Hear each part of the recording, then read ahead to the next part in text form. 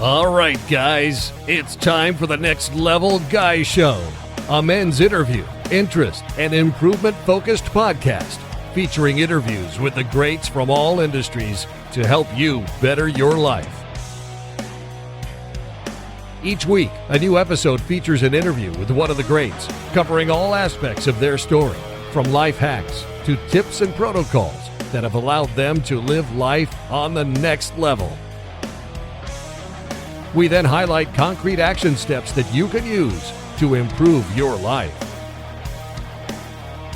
And now, your host, Ian Dawson McKay.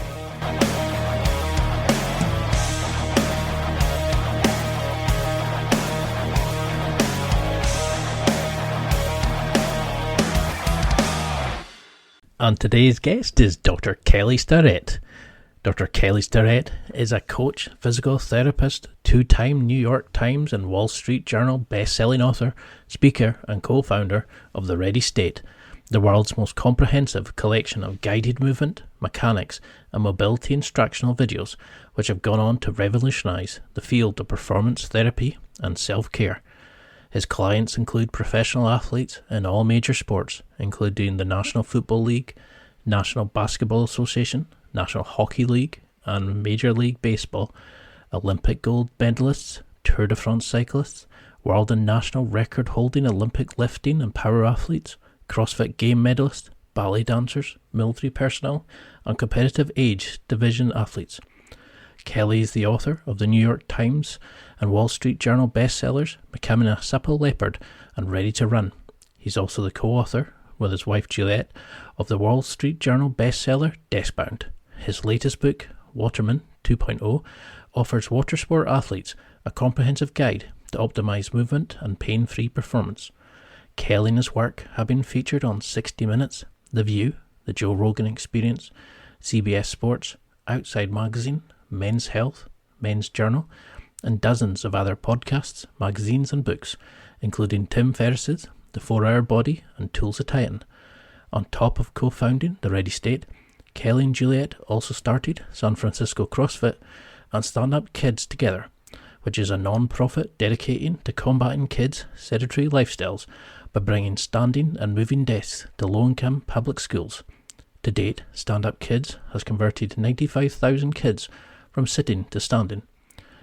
The Ready State Virtual Mobility Coach provides user-guided mobilization videos customized for your body and lifestyle, including a personal pain prescription to fix your aches and stiffness, guided pre- and post-exercise mobilizations tailored for your training and sports schedule, and mobilizations for your off days to maintain your range of motion and reduce your risk of injury.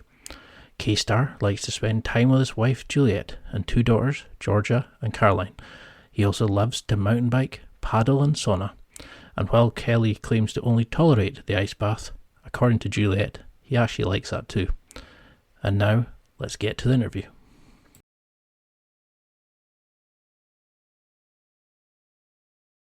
Well, thank you so much for coming on. You're one of the bucket list guests I've always wanted to have on this show. But for people who maybe don't recognise you, I would identify you as a thought leader, mobility and movement, and a very handsome guy. What would you say if somebody asked you who you were? How do you define yourself? Besides the really important roles in society, my family and my good husband, good dad, good friend, that aside, I would say the next thing I would do on the airplane is say, well, I was classically trained as a physical therapist, but I'm really a coach. And what I try to do is help people untangle the mess or the limiters of their performance, whether that's in sport or pain, or we're trying to help kind of create a more robust society. Where are the pain points? Because my experience currently working where I've worked and the things I get to see and all the dirty laundry has given me a really unique perspective on where people have a hard time feeling durable and feeling good. Very great answer. Now, you originally came over from Germany to the United States. What was your sort of upbringing like? How did that kind of lead you into becoming so interested in movement patterns, mechanics, and things like that? How did that shape you? I grew up in a single child of a single working mother. My mother was a professor of psychology. And so I sat in the back of a lot of her lectures, learning a little bit too much awareness too soon about processes, memory, learning behavior. I learned early on about myself that I was really interested in pattern recognition. So I didn't use that word per se, but what I really needed to understand was I needed to understand how things connected. I needed to understand the relationships between things if I was going to understand the thing. And so that was a way of really understanding learning. So, I was interested, if I learned a new skill, how did that skill connect to a whole bunch of other skills? How did that skill, how was it recursive? How did it iterate on the things I already knew? And growing up in Europe, I was exposed to lots of sports. And what I'll say, I think, about my growing up, kayaking and skiing and playing footy, is that we really valued the best athlete in our group as the kid who could do the most skills, the kid who could pick up the new skill the fastest. And for me, I think that was really, important because I didn't come up in a sort of very traditional strength and conditioning society. I used to kid around with my mom. I was like, Mom, if I had a little classical ballet or some Olympic lifting, I could have made something of myself, and she's like, well, we were poor and I did the best I could. I was like, hang on, Mom, just kidding. But I didn't have a lot of formal movement training. What I was exposed to a lot of good coaching at a high level. I remember being a young kid in a ski racing camp taught by Andre Arnold, who had won the World Cup. And that kind of way he was thinking and the technicality and explaining the whole to the parts and those relationships really spoke to me. And I remember thinking, like, this is how I like to learn. So I have this very technical experience and really worshiping the generalist and myself identifying as generalist. I don't know if I was very talented at any one of those sports. I had good success, but really the thing is that I was really interested in all of the sports and playing and being competent across this domain. So what I think is interesting is that because I didn't have this kind of classical strength and conditioning model, I remember coming to the United States when I was a freshman in high school and deciding I was going to play American football. Had never played American football, didn't know anything about it really, but my mom was like, you'll meet some kids. I think you'll like it. Your dad was a college quarterback. And I had to go in and do some testing for some lifts for the freshman team. And because I came in a little late, I didn't do all the testing. But I was able to front squat more than I was able to back squat. And of course, I'm sure it was like 20 kilos, whatever. I was a 14-year-old. But the idea here is that my capacities of play showed up in my ability to learn a new skill and to perform that skill. And it wasn't based on a little bit of what we've obsessed about now in strength and conditioning, which is power, wattage, gym culture, how much time we're in the gym. And we've forgotten necessarily because of that, why we're training in the first place, to make better athletes.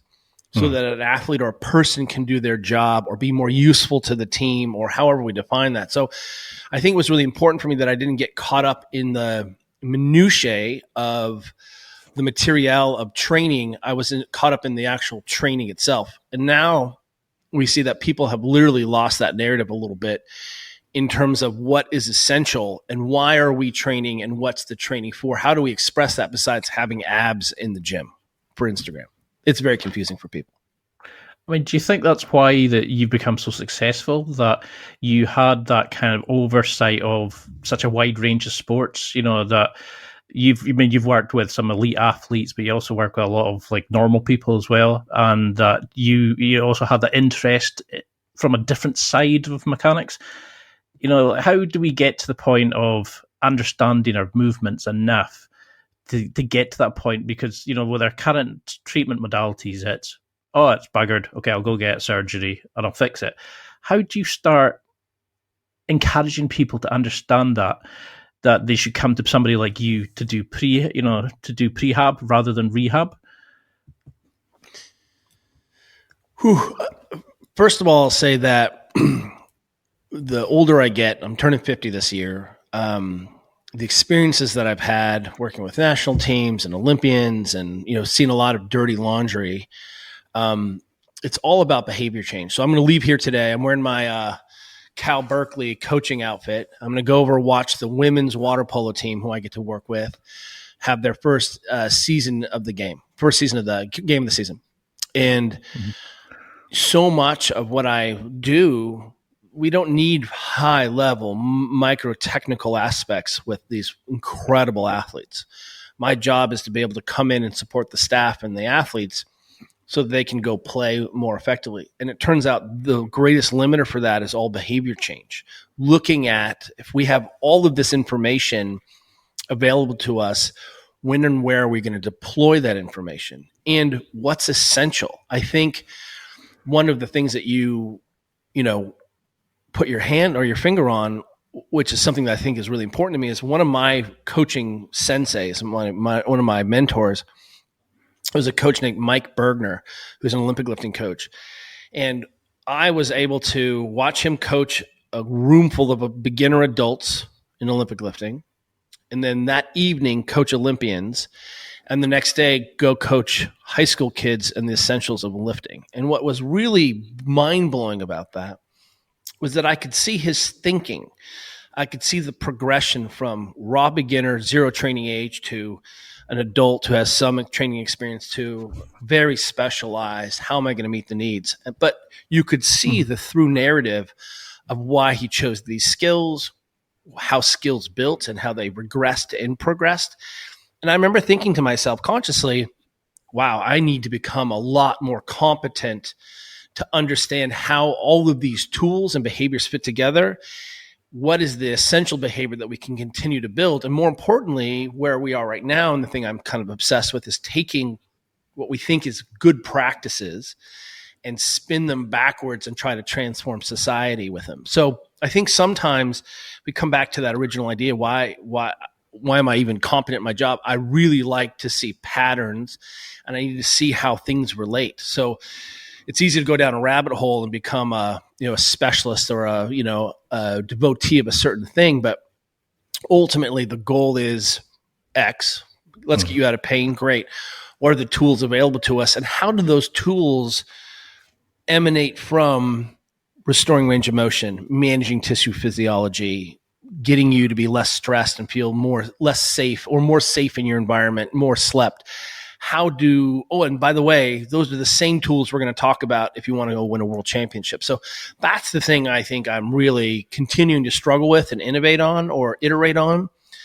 How do we start and where do we start with some kind of aspect of society so that we can end up with who ultimately is the best learner, has the best coaching, has the best genetics, not who was able to manage all the dysfunction in their life the best to accidentally win, right? I want to reproduce high performance so that people can live their lives the way they want, pain-free or self-actualizing, and not have those choices taken away from them.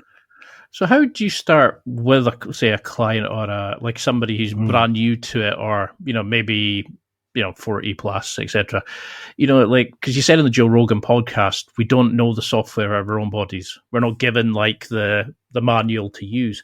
So how do we start then understanding our knees don't need to be dodgy? We don't need to have a pain in our back. We can actually be fit and healthy and able to walk up a flight of stairs. Yeah, we can deadlift a heavy load, but we shouldn't be out of breath going up a flight of stairs. How, because you've talked about we should be living to 100, robust, anti-fragile, just being able to live life. How do you start getting somebody into that understanding that they can be healthy and fit?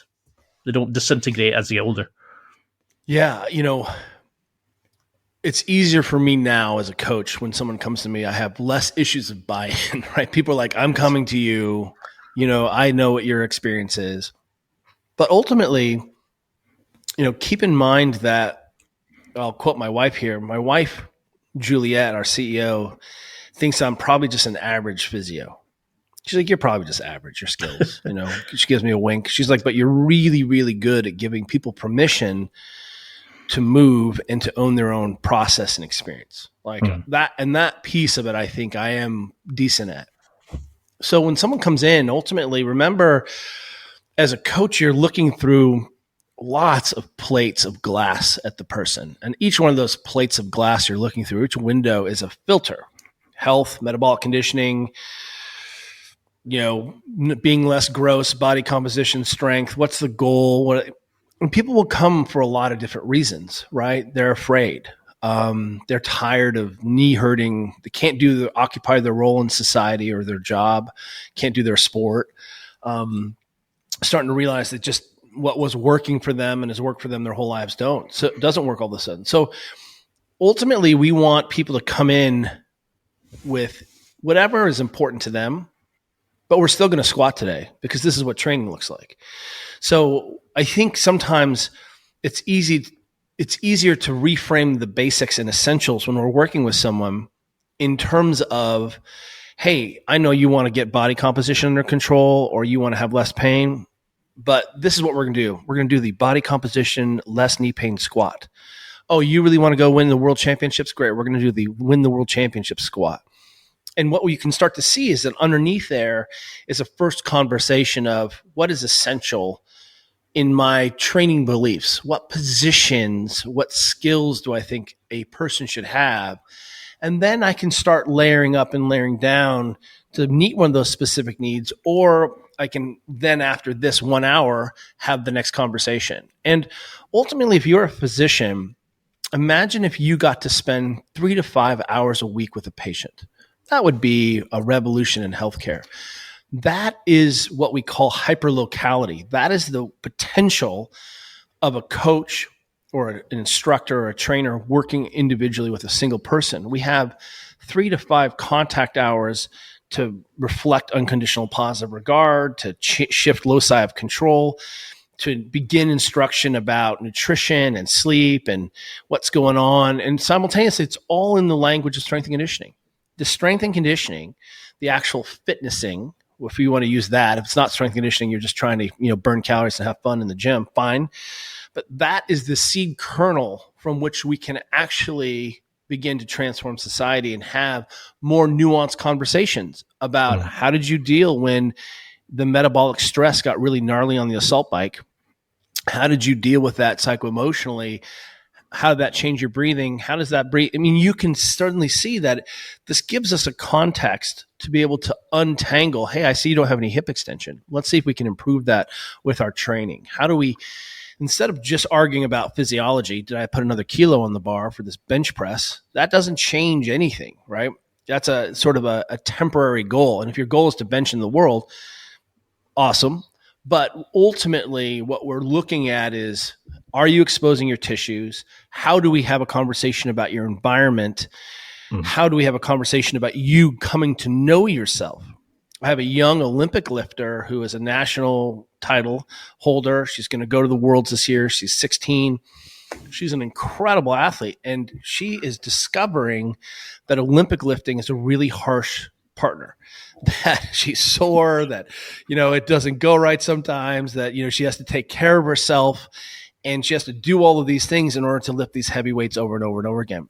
And what she's coming to realize is that Olympic lifting is the vehicle by which she's coming to understand herself. So I think that's what we could begin to view strength conditioning or training, physical training as a vehicle to understand ourselves and a context by which we can then say, hey, let's talk about nutrition. Let's talk about sleep. Why? Because those things impact our performance and our body composition and our power and all those things. So do you think this is sort of down then to a problem with sort of poor understanding of why we're doing certain movement patterns? So people think I'm squatting for power, where they're squatting more for their hip hinge ability, or, they're not understanding why they're doing certain mechanics. So they then load up the bar with far too much weight, and then they don't know when their own mechanics breaks down or their hip hinging, it becomes a bat wank in the squat, or, those sorts of things. Is it, do we not understand just basically the movement patterns we should be using and just how we should be able to move up and down in 3D, etc., before we start adding weight to the bar? Do we need a beginner's course again? I think we can always beginner's course. I have some of the strongest friends in the world, and they say things like, oh, I just started deadlifting for the first time like 2 weeks ago. I'm like, you pull 800, but you just started to understand deadlifting? Like, okay, that's unusual. The idea here is, ultimately we have done a poor job in society of creating, let's call them movement vital signs or physical vital signs. Our model has been pain, no pain, look good naked or not, high level performance, right? That's it. And I think it's confusing. The internet is very confusing because if, we're seeing a whole bunch of exercises just vomited out about pain, and people are limping around, with got back pain, like try these 3 things, pew, pew, pew. What the problem is, we're now in an attention economy. We don't understand what's essential. So there's no good exercise or bad exercise, but there are certain positions and shapes that lend themselves to a lot more transferability. Mm-hmm. And that really means that I can begin to have a little bit more nuanced conversation about the choices that I'm making as a coach or an instructor. I'm looking for transfer. Does this transfer to a specific thing? And again, as long as it's about pain or no pain, that's very confusing. The physical therapists have muddied the water even more. There's a whole bunch of physios who just said things like, it doesn't matter how you move because it doesn't cause pain or injury. And I'm like, well, we all know that, but that doesn't say why we use these techniques. These techniques transfer more effectively. They maintain physiologic capacity. That's why we choose these things. And I think as long as we aren't always looking at that spectrum of, does this get me to the Olympics? Can I continue to build on these skills? Then what we see is these really weird artifacts of coaching, artifacts of intellectualism, where we end up having swinging a rope for like rope flow, like David Weck. I love that. I use it every day. I swing a heavy rope and it recaptures all the rotation in my wrists and elbows. I'm a paddler. I love to mountain bike. It makes me feel connected really well in a freaky way before I go paddle. So I can do all this elaborate movement stuff, or wait for it, I can just spin this rope around for 5 minutes, play, and touch all of these shapes, do all the PNF patterns, get all my rotation, side bending, priming in. I don't think I need to turn the rope flow into an exercise or an ethos or an identity for me personally. But what we see is that people take these tools and then make them about a specific thing. And if you happen to be genetically born with abs, you're like, the ab, comes from the rope flow. We end up confusing the basics with what's going on. So to your point, we've lost why we're training. And sometimes one of the things we try to do is help people, over and over again, understand what is essentialism for the movement. And the body, the shoulder does only a few amount of things. It does infinite variability between those things, but the arm goes out in front in all those positions. The arm goes overhead in all the variations. The arm goes out to the side in all those variations, and it goes behind you. And ultimately, what we can start to see is, do you have access to your native physiology in those positions? If not, training can be one of those tools that reinforces that. So is it just about tissue exposure? Sure, maybe. Is it just about maintenance of shapes because you're a professional surfer and I want you to have all your internal rotation when you're taking off? Sure, it could be that. But if we're ultimately trying to drive and assess everyone's program, there's 2 things we should look at. One is native range of motion. It's unequivocal. It's objective. If I'm doing your program and I start to lose massive amounts of range of motion or movement choice or capacity, for me, that's a less effective program. What I'm looking at is I should be able to drop into anyone's program and at least do the movements. And the second thing is, does this improve my biomotor output? So ultimately, the second objective that we wrap our heads around is, did you go faster? Were you more efficient? What was the economy? Did you generate more watts?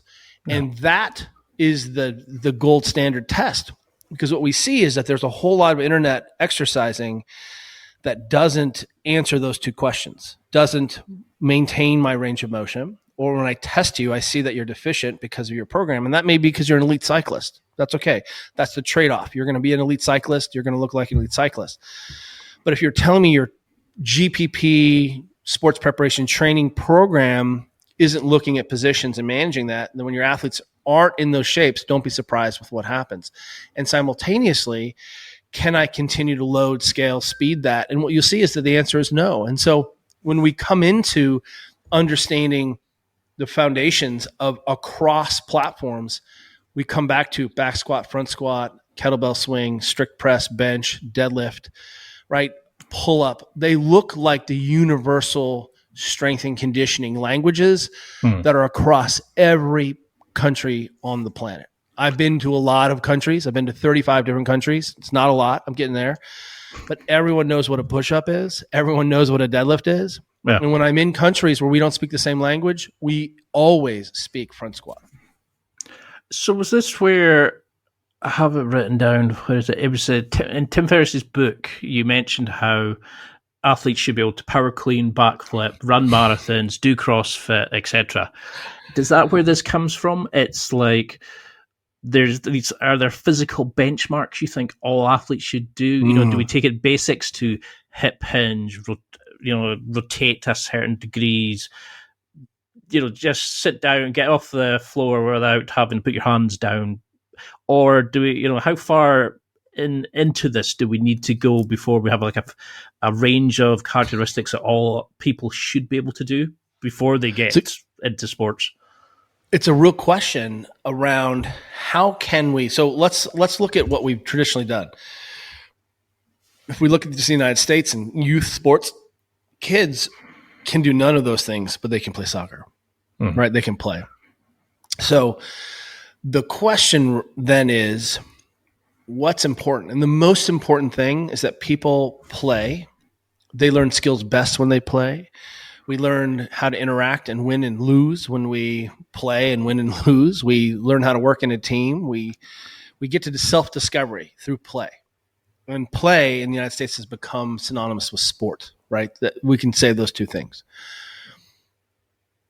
We have never put movement competency in front. But what we see is that kids who happen to be competent movers, maybe had some gymnastics instruction, something like that, they tend to be able to pick up new skills more quickly, create more movement solutions for themselves, potentially, and they may be more durable, being able to handle more in volume, et cetera, et cetera. One of the reasons to have a strength program, and again, appropriate for the age and for the skill set, is that you're running a parallel diagnostic tool all the time. Your range of motion and skill is a finite, changeable, malleable resource. Greg Cook says, you're always pressing save on a Word document that's everly changing. Your range of motion is constantly in flux. Okay, and so one of the reasons we ultimately want all our position coaches, sports coaches, to understand what they're seeing. My athlete is behaving this way in the water.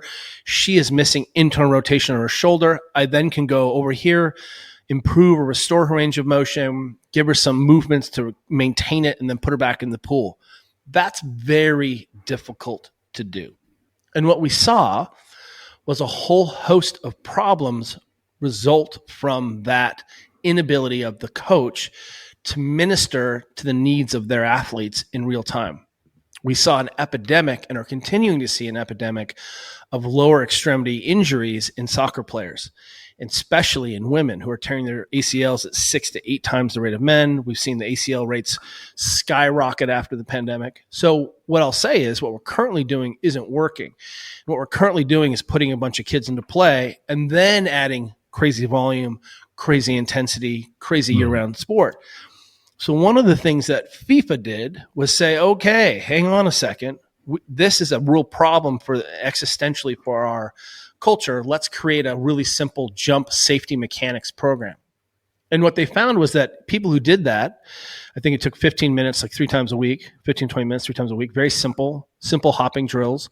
They saw a massive reduction in lower extremity injuries. Even if you did the program poorly, the exposure alone did it, which tells us something about having a parallel strength and conditioning coordination program running in tandem, because it allows us quickly to understand what we're seeing at speed and under complexity in very, very simple conditions. A squat is a really simple thing to understand when you watch someone squat. Watching someone cut and run and jump and plant is much more difficult to understand, especially when we're more interested in how does that person pass the ball and is worried about the tactics of the game. So we're either going to ask these coaches who are really good at tactics and actual play to become movement experts simultaneously and fix it. Doesn't happen. And it hasn't happened. It won't continue to happen. So we better have a parallel program, a processing program, which helps us understand what's happening in real time. That's called the gym. That's what strength and conditioning is about. So how would you break down a sort of standard training program then? Would it be sort of majority sports like specific, and then you would look at sort of general physical preparedness? I think the GDP you called it, and then would you have also like sports preparation? How would you incorporate like warm ups, cool downs?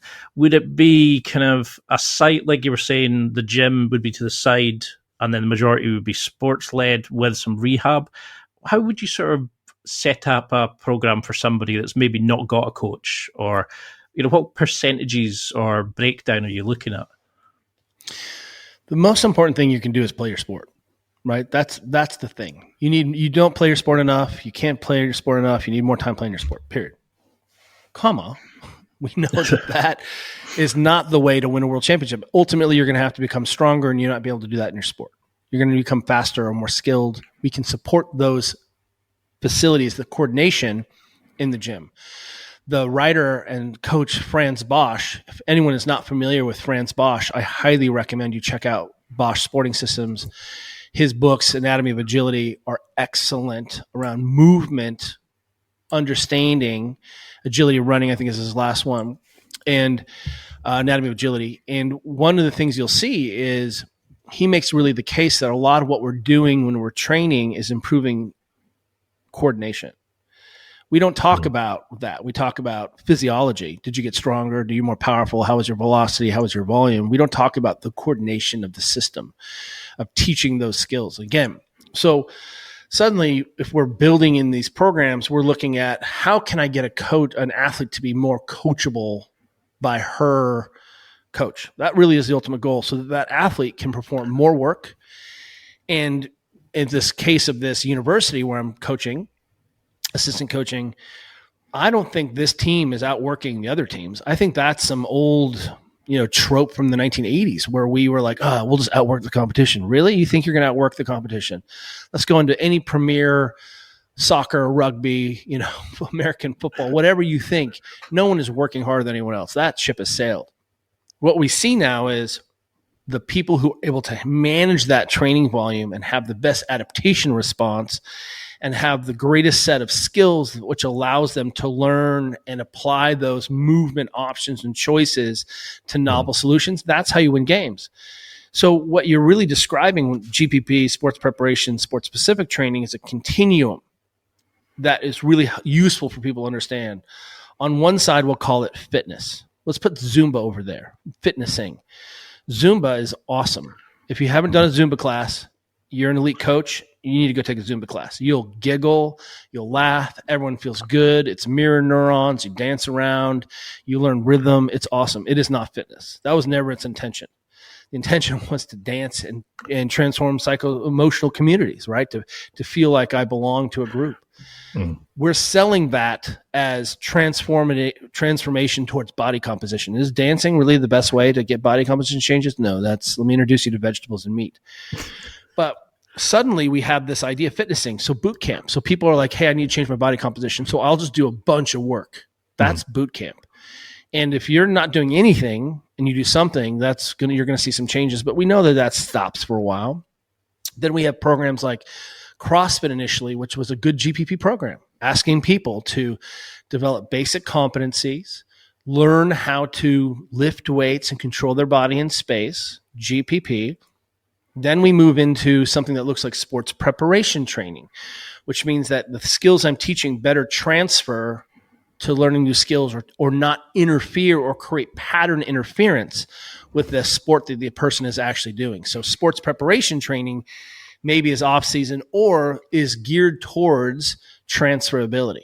So I'm looking more carefully at range of motion and skills and teaching much more to the highest sort of expression of the movement, which I would do with GPP, which I would do with my physio. Again, I'm always teaching towards what I think is the best expression of the movement to our limits of our understanding. And then we have sports preparation training or sports specific training. And sports specific training is geared at one thing. We're in season, and are you playing your sport better? And the only goal right now is not to see how much weight and wattage you can put in the barbell. It's how fast you can push the bobsled. It's how fast you can get to the ball. Does it allow you to handle more volume and play better? Yes or no, 1 or 0. And then when we come out of season, we can change gears and we can start to rebuild capacities and things. But the tip of that spear is only aimed at, did this make you better at your sport? And I think that continuum very much confuses people. Where does pain fall in there? Who owns that? Is it fitnessing, or am I trying to make a world champion bobsledder, an Olympic medalist, better for another 4 years? Those are different conversations. And I need to know what your goals are.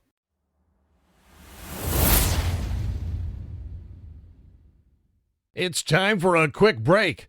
There are millions of potential products to buy, so how do you know which ones are worth your hard-earned money? Simple.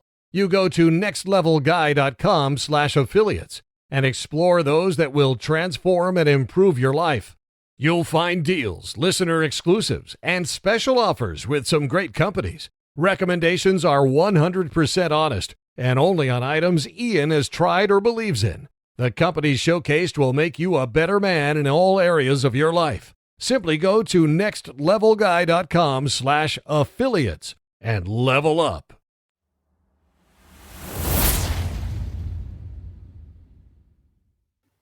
And how much of a sort of emphasis on problem analysis do you give to the client? How do you train them to look at their own mechanics, their own movement patterns, and start identifying, it's almost like seeing it from above. You start noticing, I butt wink when I go too low here. I need to work on this, or I feel off when I'm maybe rotating at the when I'm throwing a baseball or something like that. How do you start getting people to understand their own movement, or is that something a coach really needs to do because you're seeing the whole athlete? I think we have confused hard work and gnarly physiology for success, right? As long as I'm burning, I'm getting better, right? I'm brutally sore from that workout. What we try to do is have people feel what's going on. Early on, they need lots of knowledge of results, and then we start to pull those knowledge of results back. This is basic motor learning, movement learning theory. We do lots of block practice, then we move into random practice as a really cursory overview of this. We, for example, when we teach squatting, hinging, pulling, jumping, stepping, we come back to a basic foot pattern pressure position. So that ultimately, when we're moving or having someone learn a new skill, they have a feeling of what they should be feeling. And it's not always external feedback. If I do a movement and I turn and you tell me what to fix and I can't feel or I'm not aware, then I have a dependency where I'm going to look to you and say, was that good? Was that a good bench? I can't tell. I blacked out. Yeah. Right. So ultimately, we need to teach people to what the points of performance are. That might be a language you're comfortable with. Or ultimately, what is that supposed to feel like? And when you stop being able to perform those things that we agreed on, we've exceeded your capacity to maintain that position. So let me blow everyone's mind here. Ultimately, what we're doing when we go into the gym is we're identifying key positions that we value. That's it. And then we're going to train and challenge the person's ability to maintain that position. We may do it with load. We may do it with speed. We may do it with metabolic demand. We may do it with cardiorespiratory demand. We may do it with competition. But ultimately, front squat a heavy 5x5 and let me know how you feel in the middle. Like it's death. You can't breathe. Your legs are burned. Do a 20 rep squat. Do a 20 swings in a row. Ultimately, I would like to say your skills should be getting better through the sets. You're practicing. You shouldn't just see a natural decay in technique because it gets so heavy. Ultimately, the load that I'm using may just be one way that I'm challenging your ability to maintain that position. I think CrossFit got something right, for example, when they made people do basic movements under enormous metabolic and physiologic cardiorespiratory demand. That's what happens in actual sports. You need to be able to decelerate when your heart rate is high.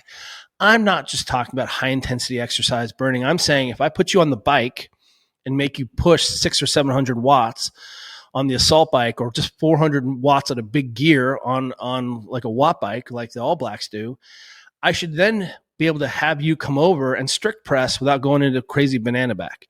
And it turns out your technique may be highly limited because you don't have a very robust movement system that allows you to have a high heart rate, high cardiorespiratory rate, respiration rate, and perform basic movements. So one of the things we see suddenly is that people fall apart when their heart rates are high, right? And that for us is a sign that yes, you may be able to handle this large load, this 200 kilo deadlift. But if I give you a 100 kilo deadlift and your heart rate is 190 and you don't know how to organize or sequence or have good technique or even feel what's going on, I have incomplete training stimulus if my goal is to do what? Have you be better prepared to snowboard at the bottom of a run, or be able to, make a decision when you're running a girl down and have it to tackle. So ultimately, what we're doing with position is challenging that native position, that root position that we've decided on. I mean, there aren't that many things. Again, your arm goes over your head, it goes behind you, it goes out to the side, it goes up in front, bench press, snatch, overhead press, dip. Those are the fundamentals. And then how I want to challenge those fundamentals is up to the coach and up to the goals of the athlete. And because that was something I was really interested in about, was like how I would start in jiu-jitsu and I'd be tearing through people.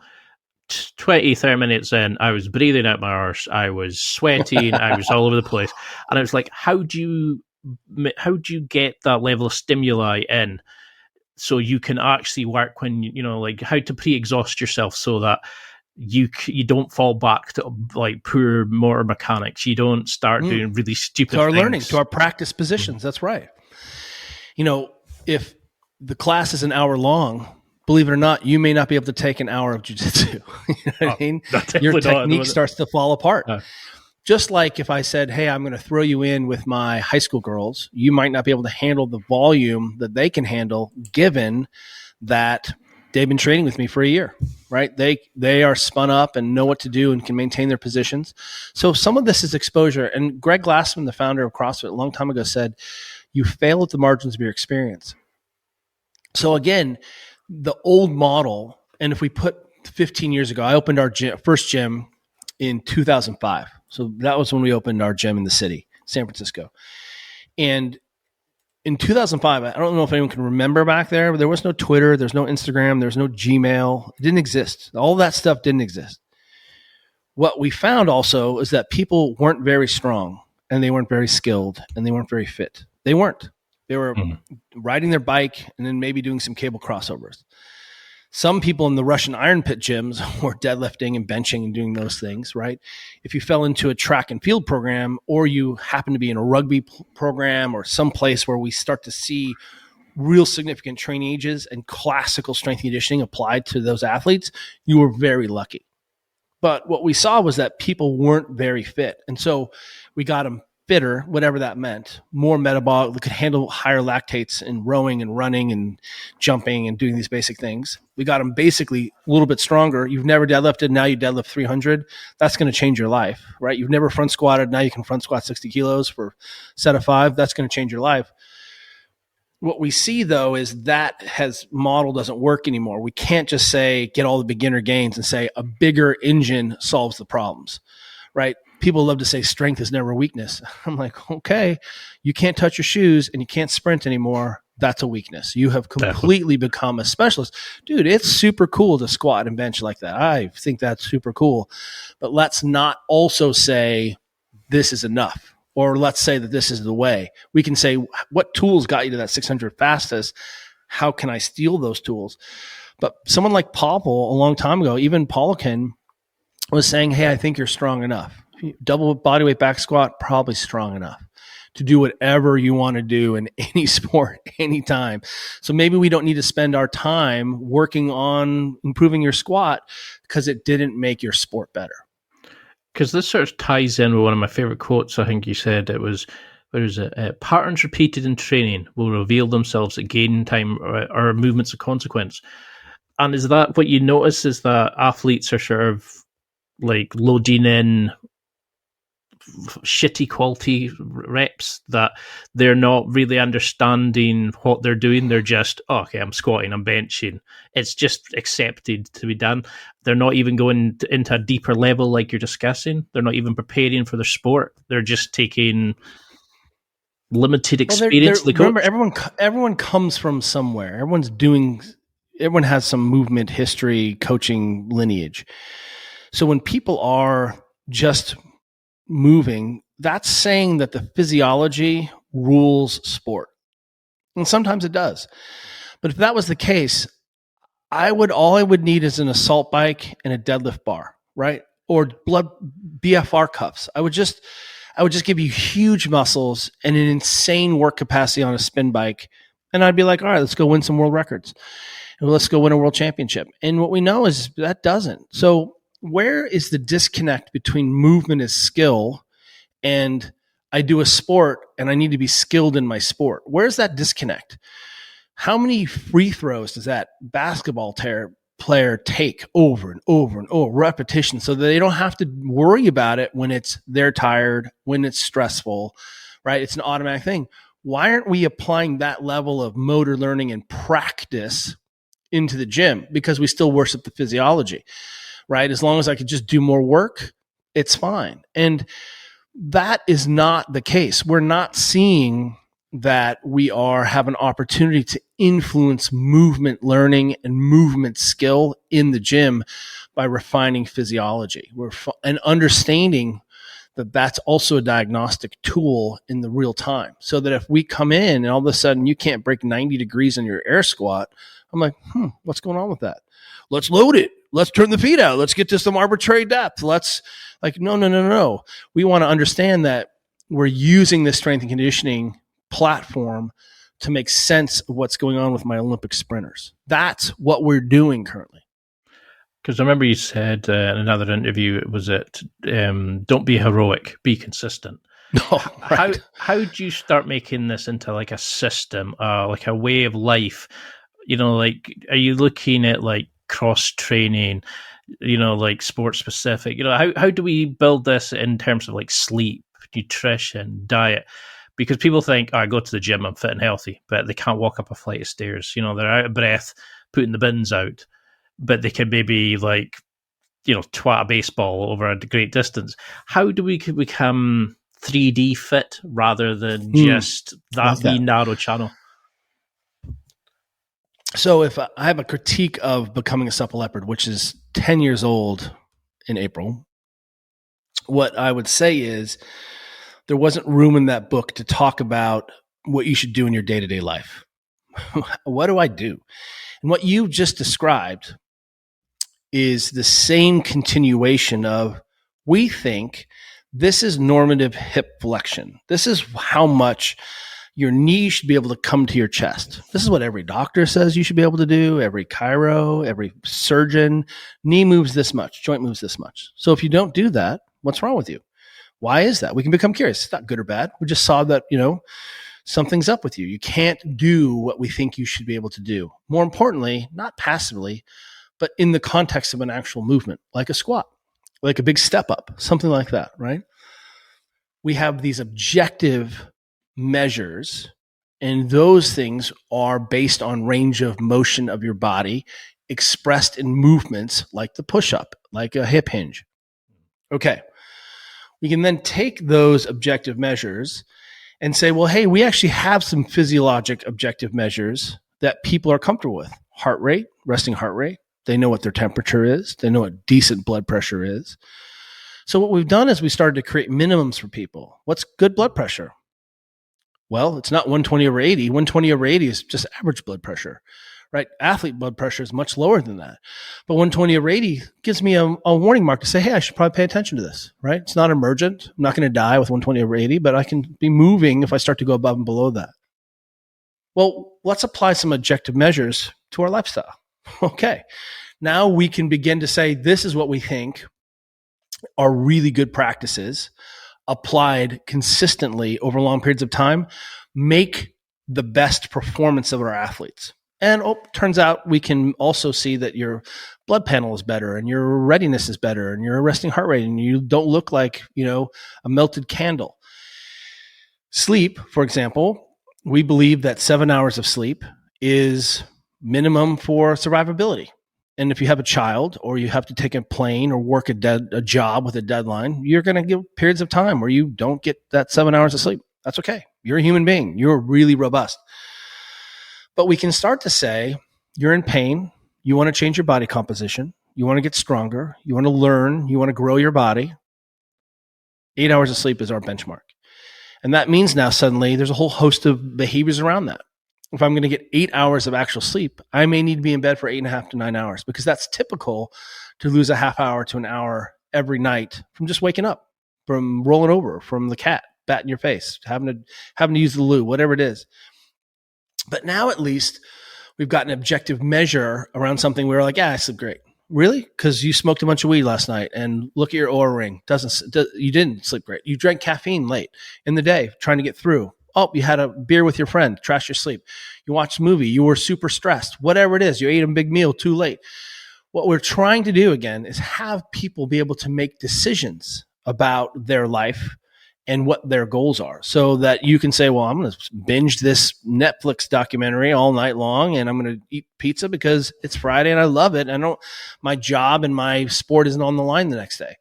That's completely reasonable. I love that, we have an objective measure here. So we can start to say, we don't have to be like, I don't know why I got injured. Well, I can tell you because you've been sleep deprived. And we know that sleep deprivation, even changes in a single hour of sleep, we see results in what? Increased injury. We see kids who are under more stress have higher injury rates around finals in university and in high school. That is unequivocal. So there are things then we can go backwards and say, well, we can begin to improve or manage that. And we can do that with hydration. We can do it with nutrition. We can do it with steps. We can do it with, you can start to roll this backwards and start to create a set of movement vital signs, physical vital signs that help people understand themselves. And again, I'm using sport as a model for understanding self. So how would breathing play into this? Because it's a sort of fundamental part of life. Everybody breathes, but you said that that's not true. People pant, people respirate. Yeah. I don't think they breathe. They'll still use breathing as a verb, right? Because when that's what I was going to say was that you said, well, we don't own a position unless we can breathe fundamentally in it. People are sitting there saying, I breathe fine. But, like in jiu-jitsu, second somebody's on mount position, they hold their breath, or, they can't hold their breath 3D while they're doing to brace properly, like with a heavy squat or something like that. We all think we breathe properly, but everybody's like that kind of creepy stalker breathing and things like that. How should we breathe, and how have you noticed, how would you adapt people just to learn how to start breathing properly? There's so many good resources around this right now. Patrick McCone of Oxygen Advantage, I'd point you there. I would say go look at the Butraco breathing method, look at XPT, look at the book Breathe, JP Nestor, look at Melissa Vranich's book. There are so many, Brian McKenzie, Shift, so many good resources here. So if you want to deep dive, enjoy yourself. Go to yoga class, understand what that's about. Fundamentally, keep in mind that people will say things like, it doesn't matter how you breathe. I'm like, okay, under what conditions? Under low load, low speed, low stress, you're that efficient and effective. We know from anecdotal evidence, we'll call it anecdotal evidence, which is a small subjective experiment. Someone lost his lung and he still climbed to Everest. That's how amazing human beings are. Yeah. You can climb Everest with one lung. If a horse gets pneumonia, oftentimes that horse dies because the efficiency in that system is so fine. The tolerances are fine. Lose a lung, welcome to Everest. That's remarkable. But as soon as we start talking about overbreathing or the diseases of breathing, clenching your jaw, headaches, right? Overbreathing, gum disease, all of those mouth breathing, suddenly you're starting to say, okay, well, those are downstream effects from what? Well, maybe something is less efficient or less effective. We've come to realize from the work of people like Brian McKenzie and Leon Chaitau, et cetera, that oxygen really isn't the big master chemical we thought it was. It turns out CO2 is the master. And for everyone who knows this, forgive me, but for those of you who don't, the CO2 is the big driver of needing to breathe. And one of the things we know is that your body's ability to tolerate CO2, higher CO2 levels, circulating CO2 levels, means that you can actually take more oxygen off the hemoglobin. So if I haven't trained you to be really tolerant to that toxicity, gnarly, burny, I feel ugly, I'm getting wheezy feeling, and I haven't trained your brainstem to say that's okay, then you'll immediately stop your force production. You'll slow down. You'll pant and breathe and catch up. You have enough oxygen. Your oxygen saturation is still in the 90s, high 90s likely. Mm-hmm. But what we start to see is you start to become better and more tolerant at handling those higher CO2s. And then you can infinitely strip down oxygen into the 70s easily and still be winning the Tour de France. That's an incredible reservoir of performance. One of the easiest ways to think about breathing is that we use breathing for a lot of the metrics that we use. But one of the things we say is, well, let's get you into a position where you can take a bigger breath. So if you and I are looking at each other right now, and I just say, hey, can you get into a different position where it allows you to take a bigger breath? You'll intuitively sit up, pull your rib cage down, head will come taller, your pelvis will be more midline.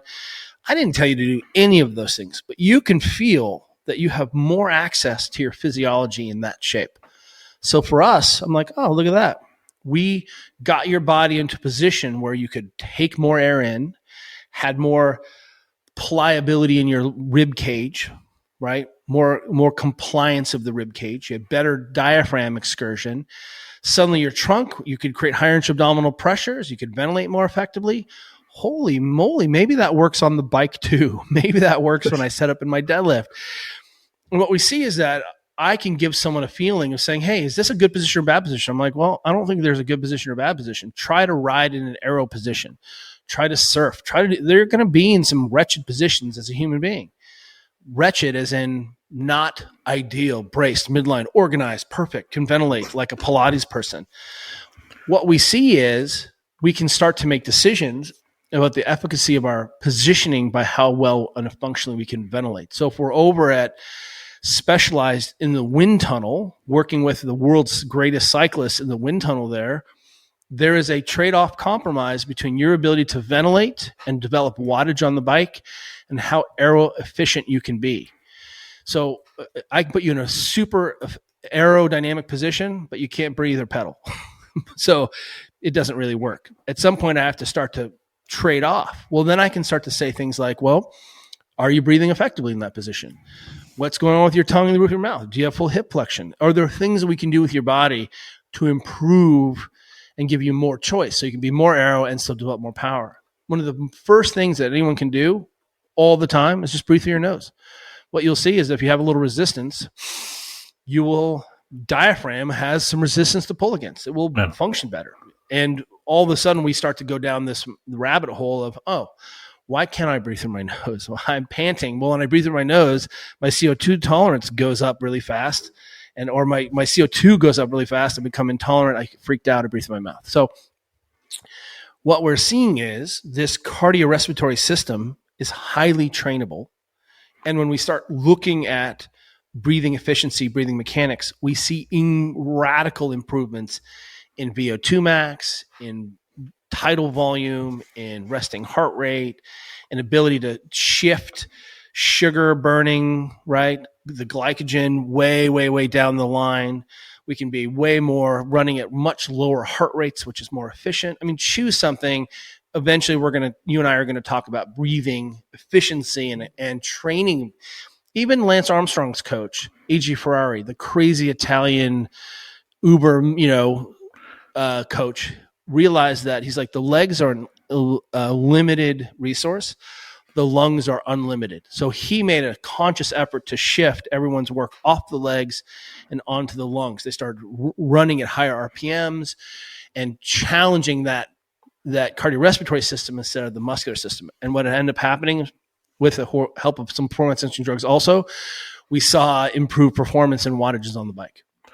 I love it. I love how there's just so many levels you can go into this, and how small changes can bring such big impacts. And I can't believe it's almost been an hour. It feels like 10 minutes. I've got a bit starstruck as well. But if for somebody, one of my questions used to always be, what would we take from this? But for somebody who's listening, who wants to become a Supple Leopard, become 3D fit, healthy, what would you say to them? What would you want them to take from this interview and you going forward to be a better person, healthier person, fitter person? You should have a model to address simple pain. I want to give everyone a clear message here. One is, pain is not the barometer. Pain is not the barrier. Pain is not the marker. Pain is your body's request for change. It's trying to get your attention. And I want you to start treating pain, which is not a medical problem, like wattage, like poundage, like time. I want you to start using pain as an objective measure. I have pain here. It doesn't mean I'm crippled. It doesn't mean I'm injured. It's my body telling me something is up. I need you to pay attention. That's very subjective. Your pain may be very high and it doesn't register for you. Me, my experience with pain, my parents' experience with pain, I'm super sensitive. You touch me, it hurts. Doesn't matter. That's my own experience. But the resting state of the human being is pain-free.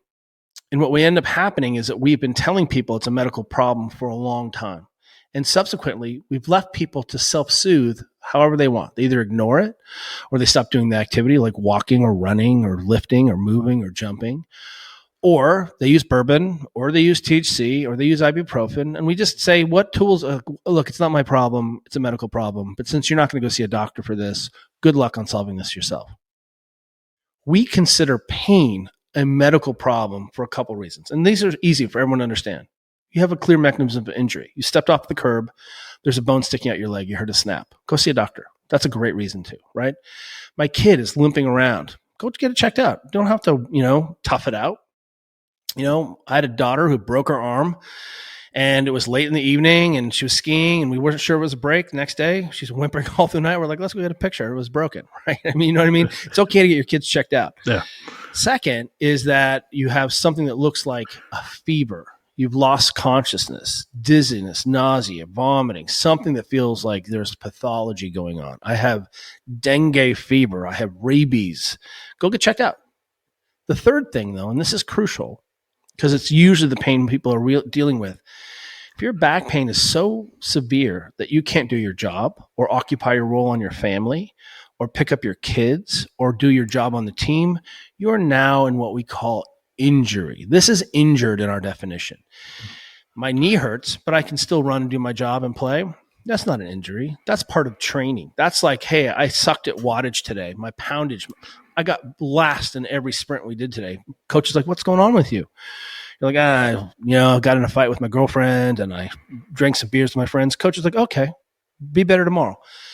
If I'm suddenly running and my knee hurts, we're like, I don't know, maybe it's knee cancer. Maybe we should get an MRI. Maybe we've completely lost our mind. So you should have a tool to begin to tug at what seems like a very complex knot.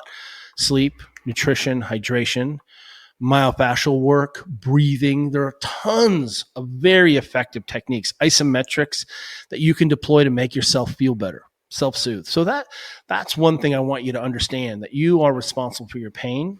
Go get help when you can. Otherwise, take a crack at it. And it's a lot easier than you think to make yourself feel better. That's really, really true. The other thing is I want you to walk more and sleep more. And ideally, you would spend 10 minutes a night taking care of your soft tissues. What's stiff? Get on the ground. If you just sat on the ground watching TV for the next hour, you'd be blown away at how much more mobile your hips would be, because you'd long sit for a while, you'd side sit, you'd kneel, you'd cross-legged, and you would hit all of these positions, spending a ton of time in shapes that you would then have to get to use later on. So ultimately, again, I want you to have some benchmarks, some physical vital signs for helping you understand your movement and how well you're moving. I want you to have some behavioral vital signs to also say, hey, I didn't eat enough protein today. I can do better tomorrow, right? I should walk more today. I can do better tomorrow. I love that. I love how your brain works, and I can see why you've been so successful. It's until we can get around to, I mean, I've got so many questions on societal pressures, relationships.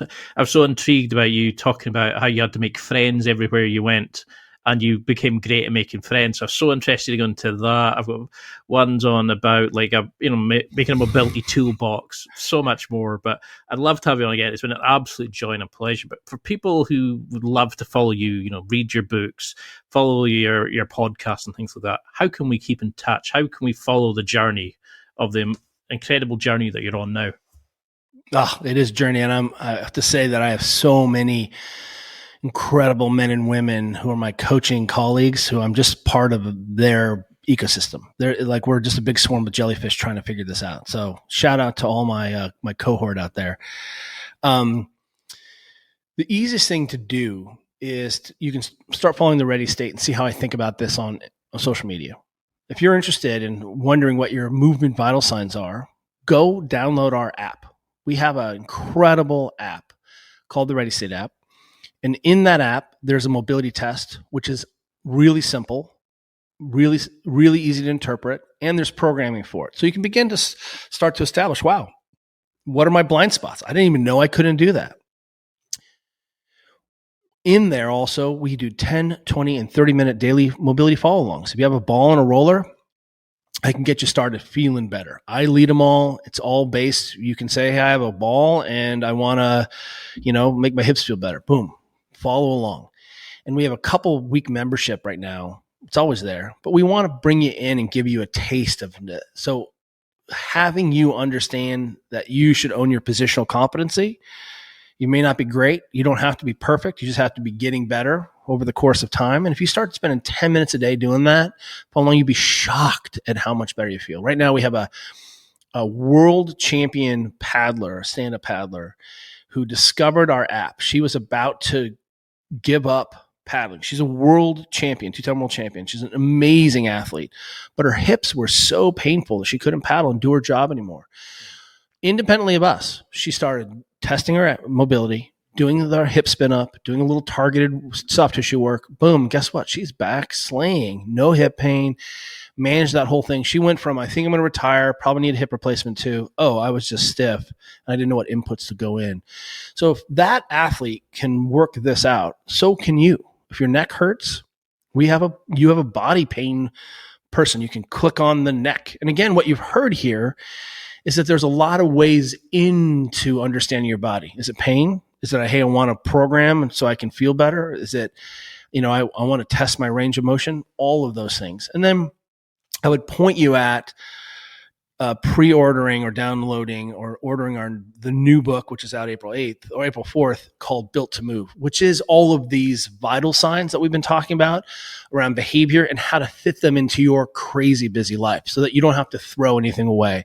So that if you just want to feel better, be more durable, or you're a fitness person, but you want to be able to help your aunt get off her blood pressure medicine, or you have an uncle or a cousin or a neighbor who, is, insulin sensitive or whatever it is, you can hand them this book and say, here's a place to start. And we can continue to build on this book as your fitness journey includes. So check out Built to Move.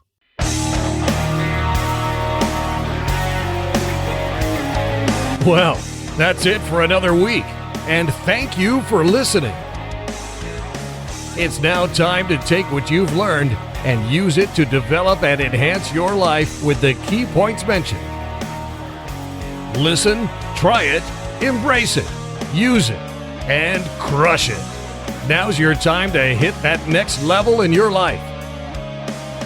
If you liked this episode, then please leave a comment on the show notes or a review of the show on your podcast platform. Everything helps evolve the show. Until next week, keep seeking the next level in your life.